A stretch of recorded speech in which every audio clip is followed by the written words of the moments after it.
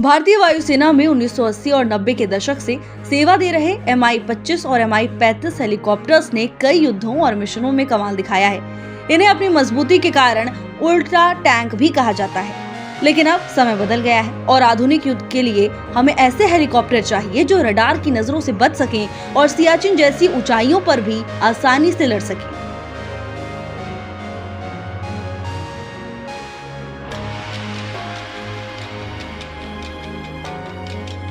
HAL द्वारा बनाया गया LCH प्रचंड इसी जरूरत को पूरा करता है। 2028 से इन स्वदेशी हेलीकॉप्टर्स की बड़ी खेप वायुसेना में शामिल होना शुरू हो जाएगी। भारत सरकार ने थल सेना और वायुसेना के लिए कुल 156 प्रचंड हेलीकॉप्टर्स के ऑर्डर की योजना बनाई है। ये कदम न केवल हमारी सैन्य शक्ति बढ़ाएगा बल्कि विदेशी हथियारों पर भी हमारी निर्भरता को खत्म करेगा।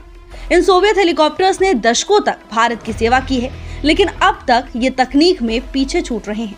ये हेलीकॉप्टर बहुत भारी हैं, जिसके चलते बहुत ऊंचे पहाड़ी इलाकों में उस तरह से काम नहीं कर पाते जैसा प्रचंड कर सकता है। इनके रडार और हथियार अब आधुनिक एंटी एयरक्राफ्ट सिस्टम के सामने कमजोर पड़ रहे हैं। कुछ हेलीकॉप्टर पहले ही रिटायर किए जा चुके हैं या मित्र देशों को दान दे दिए गए हैं। बाकी बचे हेलीकॉप्टर 2030 से 31 तक पूरी तरह विदा हो जाएंगे। LCH प्रचंड को खास तौर पर भारत की भौगोलिक स्थितियों को ध्यान में रखकर बनाया गया है। ये दुनिया का इकलौता ऐसा हेलीकॉप्टर है जो 5000 मीटर से भी ज्यादा की ऊंचाई पर उतर सकता है और वहां से हमला कर सकता है। इसका डिजाइन ऐसा है कि दुश्मन के रडार में आसानी से नहीं आता। इसे पूरी भारत में HAL ने बनाया है,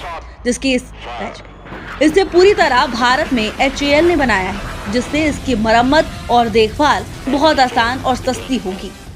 भारतीय वायुसेना के बेड़े में अब 2 मुख्य शिकारी हेलीकॉप्टर होंगे।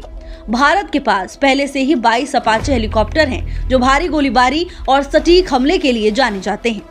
वायुसेना के लिए 66 और भारतीय सेना के लिए 90 प्रचंड हेलीकॉप्टर्स का ऑर्डर दे दिया गया है। भारी हमले के लिए अपाचे और ऊंचे पहाड़ों व फुर्तीले हमलों के लिए प्रचंड की जोड़ी दुश्मन के लिए काल साबित होगी।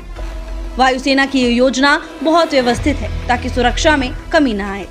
2028 से प्रचंड हेलीकॉप्टर्स की डिलीवरी तेजी से शुरू होगी ताकि जैसे जैसे Mi-35 रिटायर हों, उनकी जगह तुरंत प्रचंड तैनात हो सके।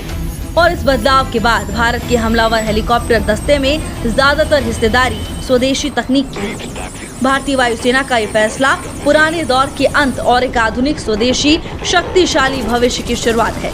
अब भारत के आसमान की सुरक्षा भारत के अपने प्रचंड के हाथों में होगी।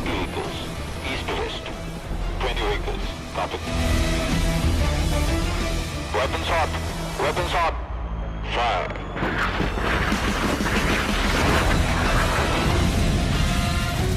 Target destroyed. Returning home.